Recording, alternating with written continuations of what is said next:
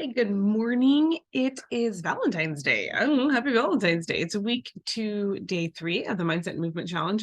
Again, this is about kind of bringing positivity and growth within your inner circle. Today is a tough one. Today's a tough one.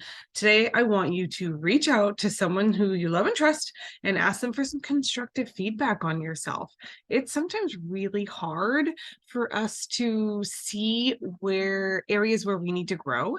And it's also sometimes really hard to hear about that from people that we love. But growth and having a positive mindset is being able to understand that we all have areas that we can get better and take constructive feedback without turning that into like a getting down on yourself and like, oh, I know I just kind of suck or whatever, right? Like you don't want to like take this constructive feedback and use it to dwell. That's not the point, right? Being part of having a positive mindset and part of growth is being open to growth, which means asking people or being more aware of areas where you could develop a little bit better.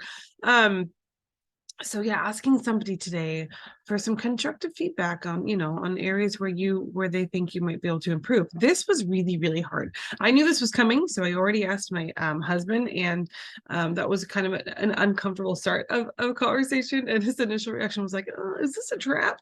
I'm like, well, no.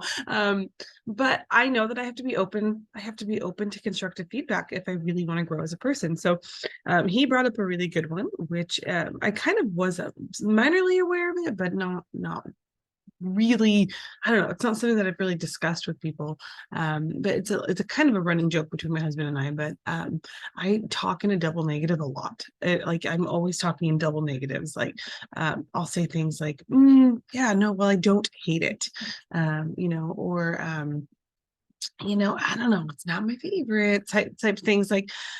I don't know. I tend to just talk in like double negatives. And we looked it up and there's a word for it. It's called latotes, I guess. I speak in latotes a lot. And I think that it's not, I don't being on the receiving end of somebody who talks in double negative, I totally understand. Sometimes it's hard to unravel, right? As like, what is she really trying to say? It's not very clear communication when I talk like that. So that can be difficult. But the other thing, and I think the most detrimental part of speaking in double negatives is that I they it feels like I think I'm giving backhanded compliments a lot. Like if he makes dinner and I'll be like, oh no, it's not bad. Like, well, so it's not good either, right? And I did a lot of thinking about why I do this, because I do it a lot. Like even in this guide, if you go through and read the guide I made for this challenge, at one point I say something like, I cannot not say something about nutrition. Yeah, and that's me talking in double negative. I do it a lot in a lot of different contexts. So sometimes it's like backhanded compliments. Sometimes it's just me being super uncommittal. So I think like I said, I've been doing a lot of thinking about why do you do this? And I think it's because I am just not I'm a non-committal person. I don't like to commit to ideas for fear of offending people, I think. And so I've kind of just developed this like quirk where I do things in very middle of the road. I don't commit to one or the other. It's just very middle of the road. And I wouldn't say that's a good thing. So it's yeah, I'm also super passive aggressive person. I just don't like to be very direct, and that's not positive all of the time. So anyway, the good thing is that it prompted a good conversation. It was like a healthy conversation about ways that I could improve. And I went into it knowing that I was going to take this in and just kind of sit on it and think about it a little bit. I wasn't upset. I think it's telling if the initial response is this a trap?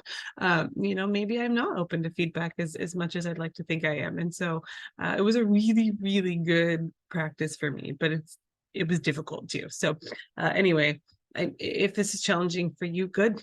I want it to be open to growth, be open to what other people see about you. And sometimes the other thing about constructive feedback is like, sometimes you can just take it or leave it, right? If you don't want to do anything with that information, sometimes that's okay too. It's just about awareness at this point, like knowing that you do maybe something that bothers somebody else.